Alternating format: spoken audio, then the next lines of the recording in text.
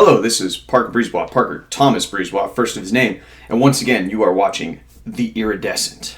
Today we are back in the OG all yellow, getting back to our roots, getting grounded, coming back to basics. We got more abstract art for you. This is a classic episode in the making. Today's art appears to be another Dutch pour, although I don't actually know because I didn't make this. This is a hand-me-down white elephant gift, which some might argue is the appropriate destination for most Dutch pours. Today's art, I'm not gonna lie, I kind of have I'm not big on it. It's too colorful to me. It looks like it's also a little too regularly split up. It looks like it's in quarters. It looks a little contrived, in my opinion, and that just defeats the point of abstract swirls. But maybe that's just my brain projecting a pattern onto things, much like most people's brains project stuff onto massive amounts of random events swirling around in their life and the world at large that they, project a narrative, project meaning, project a structure onto. But I feel like you can see that too, can't you? Kind of feels like a rainstorm, sort of seasonal vibes, I've recently been watching The Legend of Korra, which, an Avatar show, a Nickelodeon cartoon. So I got the four elements on my mind here, so lots of quadrant stuff. That's what's informing my interpretation of this. I also get the vibe of what a brain looks like when it's on LSD, lit up with this colorful, childish interpretation of the world. But also, it sort of looks like how I feel when I step into a warm patch of otherwise very cold water. So that's what we're going to call this one. We're going to call it Warm Patch. Shout out the creator. His name is Tyler, not that Tyler who is a creator, but some other guy named Tyler who, like I said, I don't actually know. So, yeah, Warm Patch by Tyler. Buy it now for only 420 installments of $69. It can be yours. In today's more serious news, we're going to talk about, first, the TikTok ban. I don't know if you've heard, but Donald Trump has been saying that he's in the makings of a ban on the popular video app TikTok. I don't use TikTok, never used TikTok, salty, call me a traditionalist or whatever, but my heart was sold to Vine when it comes to snippets of entertaining bullshit that you can just watch and lose hours and hours of time to. Man, I used to watch so much Vine, I'd call it going into the Vine hole, and it was a hell of a drug, man. Those were 6-second videos that I could watch for an hour plus after a long day or whatever I was doing that day.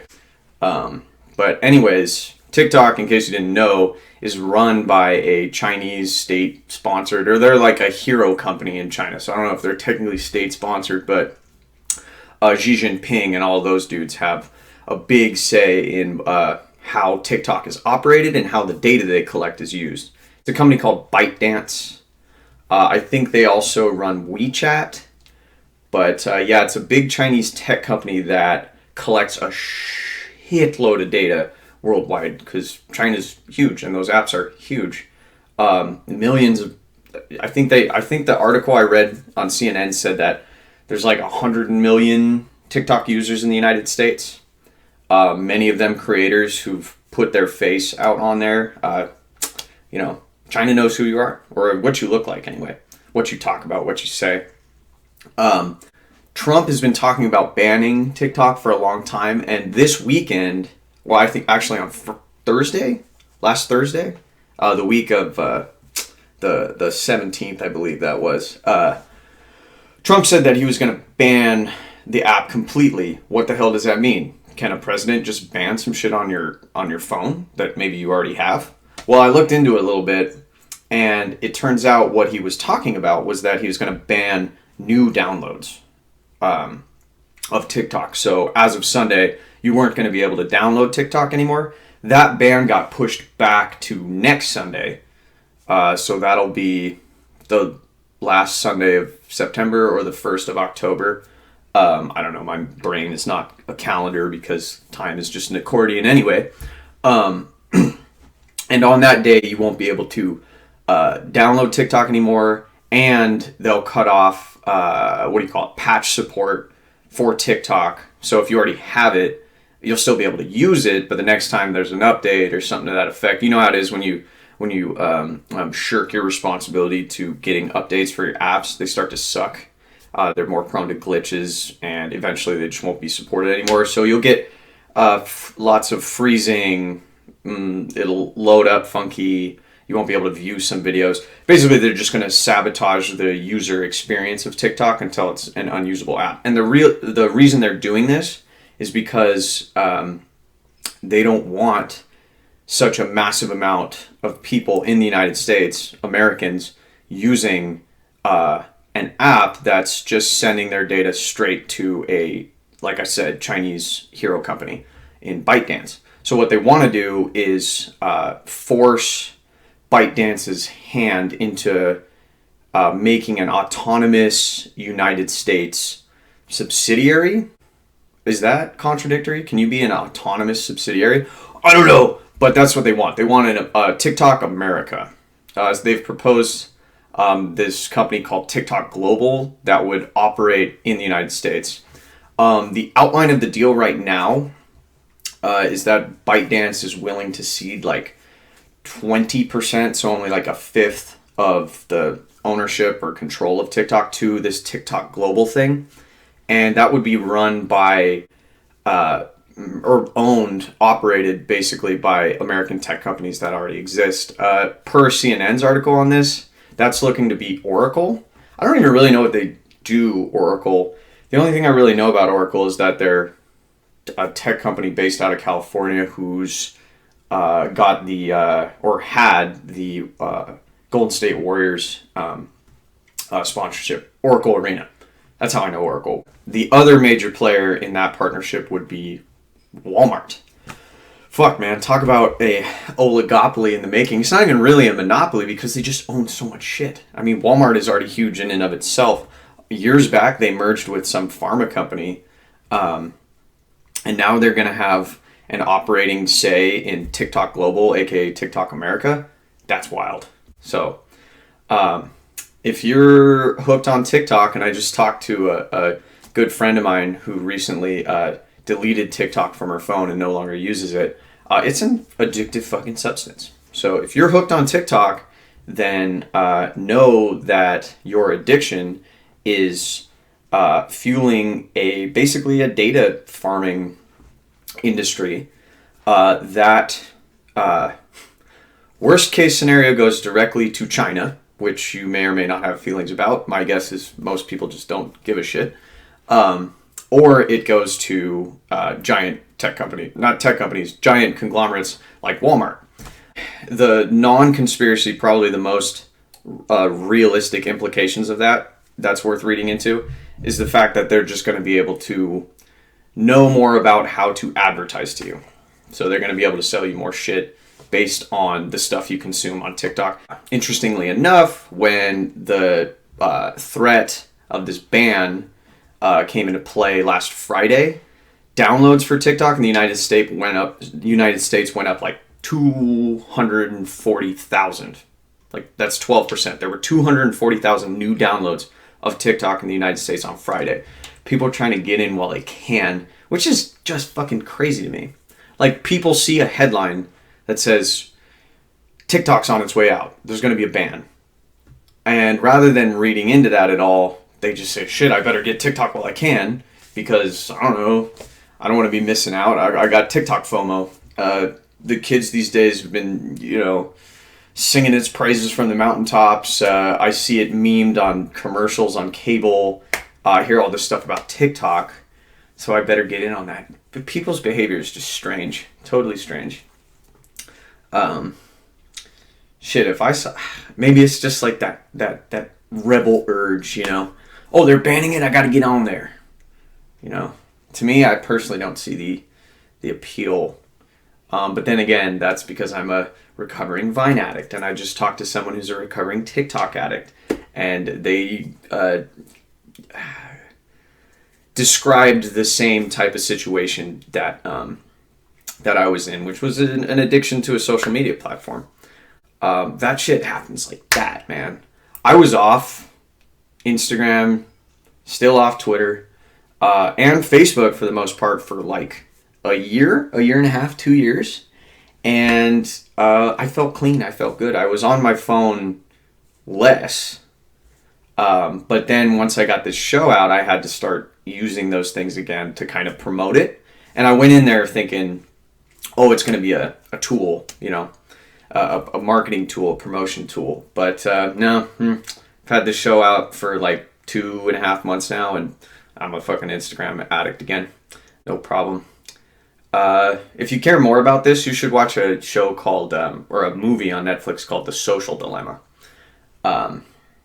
It talks about social media's, the inherent problems with it, you know, proliferation of misinformation, algorithmic models that are literally designed to get you addicted to the platform, and the mental health consequences of that.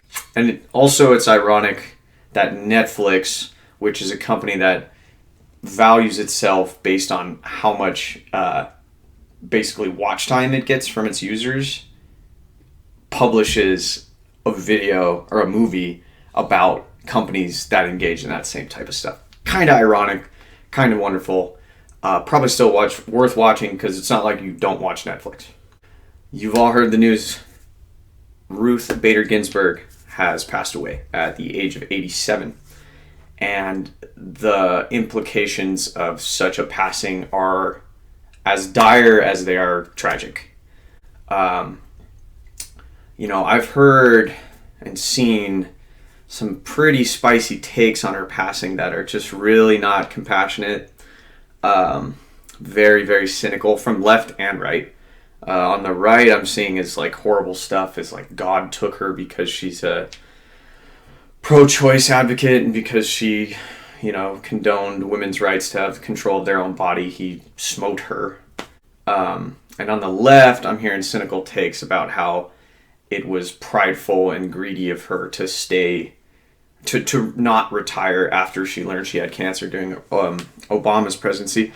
Man, if you spent your whole life fighting for something like the empowerment of women, the protection of minority groups, and at one point you weren't able to do anything to fight those fights because of a systemic injustice like gender discrimination, she couldn't get legal clerk jobs early in her career because of her gender alone. Despite all that, in 1993, she got appointed to the highest court in all the land. You think somebody with that level of conviction, that level of determination, is just going to quit when in probably the most crucial, consequential era of her life? That is to say, a Trump presidency with a Republican majority in the Senate. You know, their window to stack the courts. You think she's gonna stop fighting? It's just a cynical, shitty take. She was a champion for really important causes her whole career, and to think that she's going to step out of that arena when she's confronted with the end, you know, is just mean-spirited, and it's presumes that everyone is operating. People up there in the highest echelons of society and civilization are playing 4D chess with everything all the time. She was someone who was passionate and talented, who fought as hard as she could for as long as she could. And I just wanted to go over a couple of the most important cases that she weighed in on and affected throughout her career. In 1996, one of her first major rulings was the United States versus Virginia, in which the Virginia Military Institute, which is a publicly funded university, wasn't admitting female students because, I don't know, military tradition or some shit. She struck that shit down, which set the precedent that public schools can't ban women from attendance. Boom. That's fighting for women's equality in education, which is like the building block of getting your equality in other elements right there. Bush v. Gore, 2000. In 2000. The conservative members of the Supreme Court tried to ram through a ruling that a manual recount couldn't be done in Florida because, Florida was up in the air for a long time in 2000. You just look at it, that's a bald-faced attempt to hand one nominee the election, Bush, right? It ended up not mattering, and Bush won that election, and the recount showed the same thing.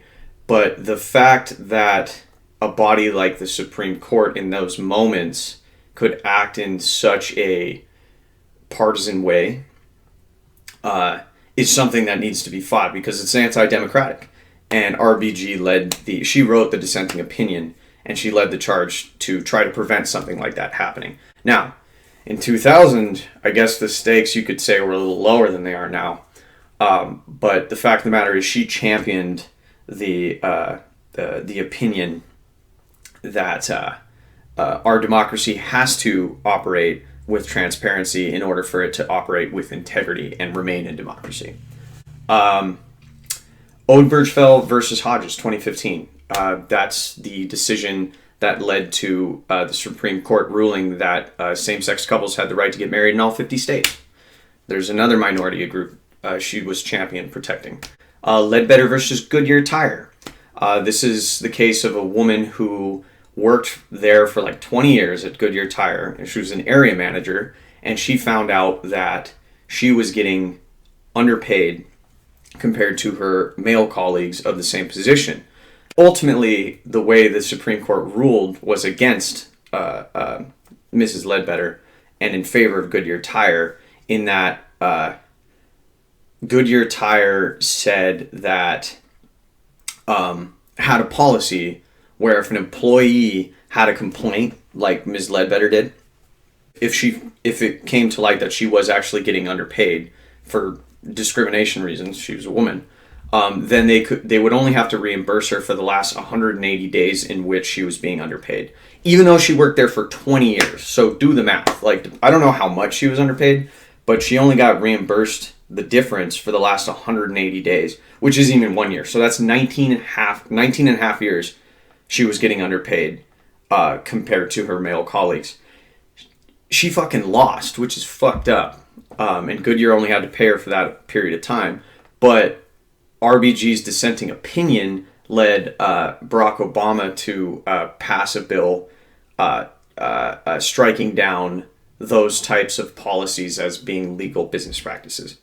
Again, Ruth Bader Ginsburg got that ball rolling. There was the Whole Woman's Health versus Hellerstedt case in 2016, got all the way up to the Supreme Court, which was started in Texas, which was saying that, I think it was Texas. Basically, they were trying to get a law passed where abortion clinic physicians, people performing abortions for women, had to have admission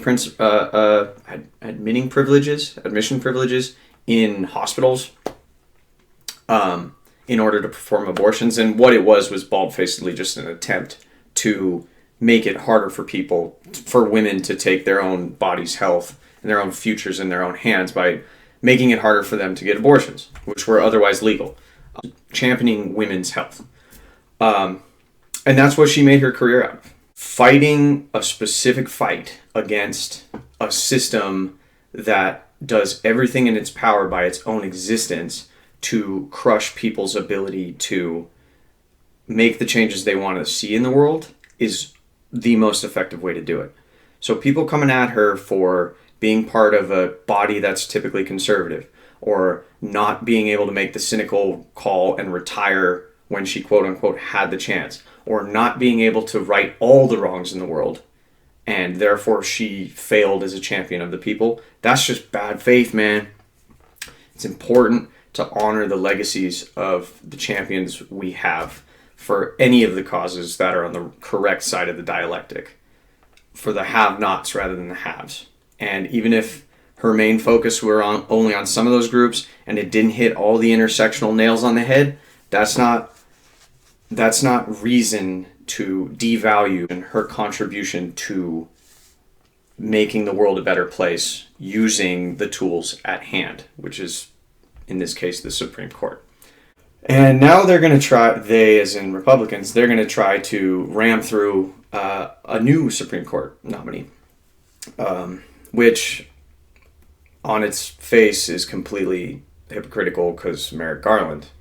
But my roommate mentioned this to me earlier today, and it's kind of been something I've been thinking about a lot, talking about a lot with my political friends. It's not going to be effective to fixate on the hypocrisy of Republican senators. Lindsey Graham himself said in 2015? There's a video of him out about how Republicans were setting a precedent where they weren't going to allow Supreme Court nominees to take a seat on the bench during an election year. Literally verbatim, he said those words. I'll link the video to that here. It's not worth focusing on that hypocrisy, though. This is more a statement on the way power works in this country. And one thing the Republicans have always had going for them, and it makes us wring our hands and stamp around a lot and just throw our hands up in frustration with the whole system, is they treat it like the fucking Game of Thrones that it is. They don't care that it's hypocritical. They see their opening, and to them it's wartime.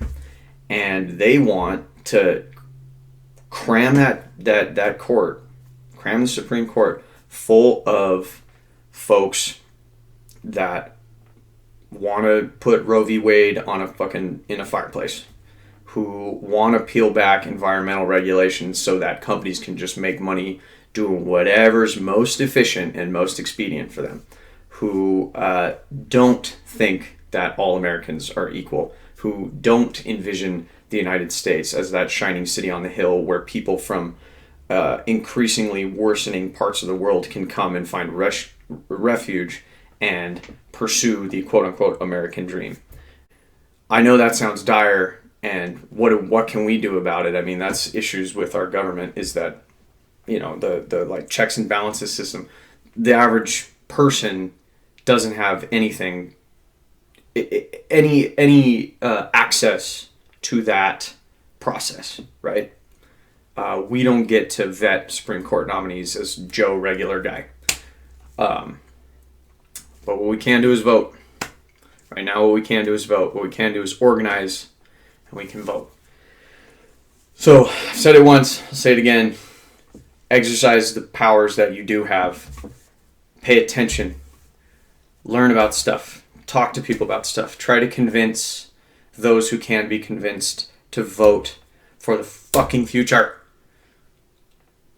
A future that we can all benefit from in good faith. And you still have access to that. And that's the one promise of the democracy that is upheld in its current form. So, vote, talk about things, respect heroes, man. So, anyways, somber episode today. I wanted to spend a fair amount of time talking about RBG and letting y'all know some of the specifics of what it is she's weighed in on that have significance and should inspire you to carry on her work for her going forward with the way you vote, the way you talk, the way you act, the way you engage with this great experiment that is America. So, yeah, next episode coming soon. Parker Brisebois, you've been watching the Iridescent, signing out. Peace!